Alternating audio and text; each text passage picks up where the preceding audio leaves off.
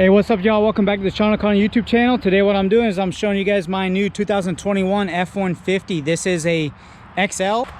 This is an XL with the STX package. So XL being a base model, and then the STX, it just comes with some upgraded features. You get the 20-inch wheels. I also have the FX4 package on it, which gives you some other stuff like some skid plates, some different shocks, and a couple of different other things. I'll kind of look up and show you guys exactly what it gives you, because I don't know off the top of my head. But yeah, if you guys have been watching the channel, you guys know that I came from a EcoBoost, a 3.5 EcoBoost 2016 F150. I went from that to an F250 Power Stroke 2017, deleted. Awesome truck, but I wanted to get back into an F150. The F150s are a lot easier to drive. I wasn't towing as much, so didn't really need the Power Stroke anymore. And the F150 can tow everything I need. This thing will tow race car.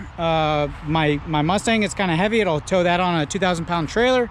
It can tow ATVs, side-by-sides. So like really, I don't need anything more than this. And to be honest, most Americans don't need anything more than this. Unless you're towing like 3 or 4 side-by-sides or something crazy, you really don't need an F250. Or if you're, you know, hauling like a skid steer or something like that, or towing every single day for work, you need that. But for most Americans, this is really all we need. Why did I go with the F150 5.0 this time? So to be honest, I wanted something that I could just run the miles up on. My F250, I had about 120,000 miles on that truck whenever I sold it for $51,000. Said go ahead, get it out of my life. Went ahead and got the F150. I got it with the 5-liter V8, the Coyote Gen 4 motor, which is now tunable through Lund Racing, which is great. A couple other companies tune it, but come on, let's be honest, you want to go with the best. So what I'll do is I'll go over a couple features of this truck. This is kind of like a base model truck, if you think of it like that. Go over some things I like about it, some things I don't like, and just kind of get to it. All right, so some things I love about the truck: reliability. That's why I went with the 5.0. If the 5.0 motor blows up, it is relatively cheap to replace. When I say relatively cheap, I'm talking like $6,500, $7,000, something like that, right? And I only know that because they go out on the Mustangs when people start pushing them on the Mustangs. So that's why I went with the 5.0. I had the EcoBoost before, 3.5 Gen 2 EcoBoost, and that thing towed great, but it sounds like crap. And there's some little issues. There's just more stuff to break on those. So on those, you still have a timing chain and guides that you have to replace, just like the Coyote 5.0 V8. But also the turbos. The turbos are notorious for wastegate rattle. You have leaks as you start to get higher mileage. Where the 5.0, really, the only thing you have to do is maintain it. And then, you know, when you get around over 100,000 miles, if you want to replace the timing chains and timing guides, you can do that, and that's what I'll do with this. But yeah, let's talk about what I paid for this truck. So I paid $38,000 for this truck. Pretty cheap, but it's got a clean title. It is, like I said, it's the XL with the STX package. Let me go ahead and turn it on so I can move this. So it doesn't have all the nice crazy bells and whistles. It has a very small screen right here. Cool thing is the screens on the higher model trucks, all the way up to the one that is full LED right here, you can just swap those bad boys out, do a couple changes in 4Scan, and you're good. Sorry, it wants to go back to sport mode. Yeah, sure, go ahead. I run it in sport mode because it turns the auto start and stop off. But yeah, you can replace this screen with a huge screen if you want to. Me, I really don't care. This is the screen I care more about. This is the base model screen. Let me go ahead and turn this AC down. It's probably loud. This is the base model screen, but for I think it's like $1,700. Boosted Grey Goose sells an entire kit where you replace this and you have the 12-inch screen and changes all the buttons and all that. So I'm gonna go with that kit. There's another company that offers it for $2,500, or you can piece it together yourself for around, you could do it for about I'd say like $1,000 if you do it right. You need a new APIM, APIM, which needs to be programmed for the 12-inch screen, and 2 harnesses. Pretty easy swap, and I'll do a video on that later when I do the swap. So things I like about this truck: the seats are super comfortable. They're cloth. I'm actually going to keep them cloth for a little bit, and then once I get them dirty, I'm going to do some cat skins leather. Going to do a Ferrari leather, like I say Ferrari leather because the truck is red, and I'm going to go with the kind of like tannish brownish leather, peanut butter color. So that's what I'm going to do, either cat skins or road wire, and I'll change this at the same time. So some things I like about the seats, or I like about the truck: I like the seats. I like how it drives. It is super smooth. I'm gonna do a leveling kit on this truck and 35s on the stock wheels, and then eventually I'm gonna do like a 24x12, probably go with a Liberty Forge or something like that, and still stay on level. It'll do 33-inch tires, nothing crazy. So some things I don't like about the truck, I'll be honest. I think it's crazy that the truck doesn't come with a remote start. So for $130, I actually ordered a remote start for the truck, which you hit the lock button, you hit the unlock button, and then you hit the lock button again, and the truck auto starts and it stays on for 15 minutes. The AC or like climate control goes to the last settings that you had on the truck. So overall, I mean, when you spend $38,000 on a truck like this, instead of spending, the XLTs are like 60 grand now, almost $58,000. I'm cool with adding the other remote start. It's plug and play, 5-minute install, right? Things I don't like: it doesn't have a regular plug, like a house plug, like my old truck, but you do have USB and USB-C chargers, so that's pretty sweet. That works out well. Some things I really like: this thing has Apple CarPlay, and it is wireless. So before you used to have the phone plugged in to the USB down here, but now there's wireless CarPlay on here. So you literally just hit CarPlay and you got it. So that is sick. Actually really like that. If you have something like a Magic Box, that will still work. So you can still watch YouTube, you can still watch Netflix, all that stuff. I'll do a separate video on that. Some other things on the outside that I like. So I like these wheels, actually. I think they look really sick. There are some other wheel options, but I like this one the best, honestly. And I'm gonna do a 35-inch mud grappler on this with a 2.5-inch or a 3.5-inch level. Plans for the headlights. So I love this grill. This grill is sick. Honestly, the higher end grills, I think this one actually looks better. It is paint match, so you got the red because the STX, and then you got the black accents on here already. So for the headlights, I was looking at Morimoto. I am not going to go with Morimoto. I'm actually going to go with Alpha Rex for the headlights on these things. See if we could get a deal from them, do some promotion for them and stuff like that. Who knows? Let's see. I'll send out some emails.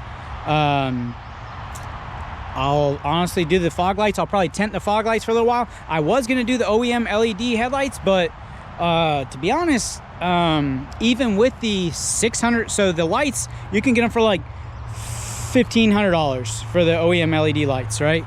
And then the harness to get them to work is another $500 and some dollars. The problem with those is you cannot get the high beams to function without changing the body control module, and people haven't really figured it out to make it cost effective right now. So you're talking $2,100 all in for the OEM LEDs, and you can't even turn your high beams on. So I'm not going to do that. I will wait a year and run the Alpha Rex lights for now, and then upgrade to an OEM LED later once these guys get it all figured out, and do that, just because I don't want to have something that's not functioning. Another thing I love about the truck has the 360 cameras. So you have the cameras in the mirrors, you have the camera in the grill and the emblem right here. You have the camera on the third brake light, so you can look in the bed while you're driving, and you have the camera on the tailgate right here. So pretty sick. Not bad. I don't like that this truck doesn't have the the sliding glass window, but to be honest, I don't really use that thing, and a lot of people have issues with it. It breaks. You can break in through the back of those. If you didn't know, you could just push that third window in, and if you have a small person like myself or a kid, you can climb right in these trucks, and that's kind of worrisome for me. So it had the mud flaps all over this damn thing. I took the mud flaps off. The only one I left on is this one right here. The only thing that sucks is when you take the mud flaps off, this is just kind of like exposed bare metal. So I'm gonna order a plastic cap that goes on there and basically put that on there just so it doesn't look so cheap. But let's go for a drive. Oh yeah, I forgot to add, I do have the bliss in these taillights, which is pretty cool that you can get that on an XL now, and it has backup sensors as well in the bumper. I will be swapping out to an OEM LED taillight from a trimmer model, which has black right here. I'll show you guys a picture of what they'll look like. You can get those lights for about $1,000 and then Boosted Grey Goose offers a harness to make them work. The harness is about $200. I already have covers ordered for the handles that are painted race red already. They're 3M stick-on ones, and then I also have the same thing for the mirror cap. It basically goes around this part, and so that'll be race red. It's funny because the fold-in mirrors are actually an option, so a lot of the guys that just have the XL trucks, like if you don't have that option head, you can't fold those bad boys in, and that kind of sucks. Well, let's go for a little drive skis. So that 5.0, that big bad 5-liter baby, ooh, you can hear her roar. Let's go for a little test drive. So I'll show you guys the magic box too during this, so you can see it real time. So here's the magic box. It basically acts like an Android phone, and you just you have to disconnect your CarPlay on your phone basically. Turn on your personal hotspot, hide this because I have my Wi-Fi password on there. I'll just change it after this video actually. But yeah, so you turn that bad boy on, you go to CarPlay, and then you you go to apps, and then you go to Android Auto. It's gonna say, hey, basically you're disconnecting your iPhone. Yeah, that's fine. Search for your vehicle on your device and select it once it is found. It'll connect to the magic box thing here in a minute. You can see it takes a little bit of time sometimes, you know. Another thing I don't like, the steering wheel is not heated on this, but you can add a heated steering wheel. The steering wheel from Ford is about like $370 or something like that. And then Boosted Grey Goose has a harness for that, so you can add that. This guy is actually really helping out everybody by making all these harnesses and stuff like that. Oh, come on. We got the Magic Jack all hooked up. Go ahead and open up YouTube.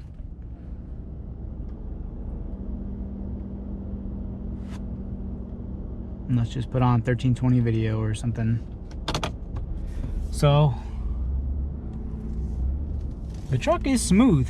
I really like it over the driving the F350. This thing is a lot easier to daily drive, a lot smoother,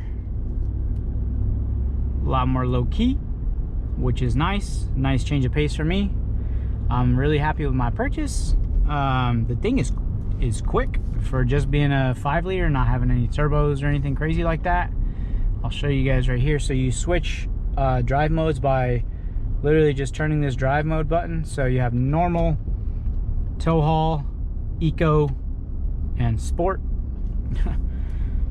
And I'll show you guys what it does with sport. I'll turn off traction control, and I'll turn off advanced track as well. So you have to hit it once to turn off traction control and then hold it to turn off advanced track.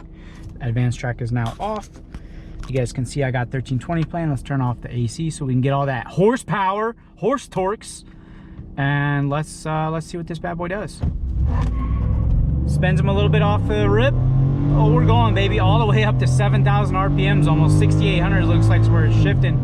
I need a tune from Lund Racing. That's going to be something that I order once the truck is outside of 36-mile warranty or 36,000-mile warranty.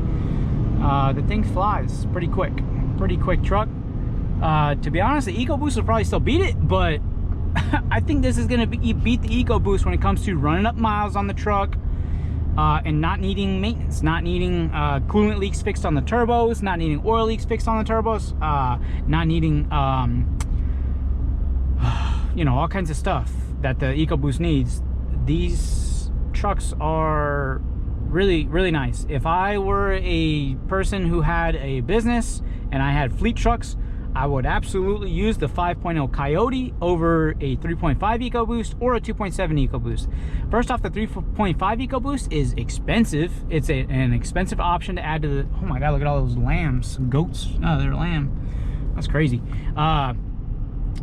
It's an expensive option. The 2.7 is a little bit cheaper, but you lose power. I think the 5.0 is the best bang for your buck if you want to have a truck and not trade it in every couple of years. You want to have a truck and a truck that, you know, like the problem with the Power Stroke is, you know, I was at 120,000 miles on that truck, and that truck, I mean, if the fuel system goes out on that truck, that is a $12,000 repair, because the CP4 basically ruins the whole fuel system whenever it breaks. So you'll end up having to do all new injectors, the fuel pump, the CP4 pump, lines. I'm not trying to spend $12,000 on a repair for a known issue. Ford they know it's an issue and they haven't fixed it.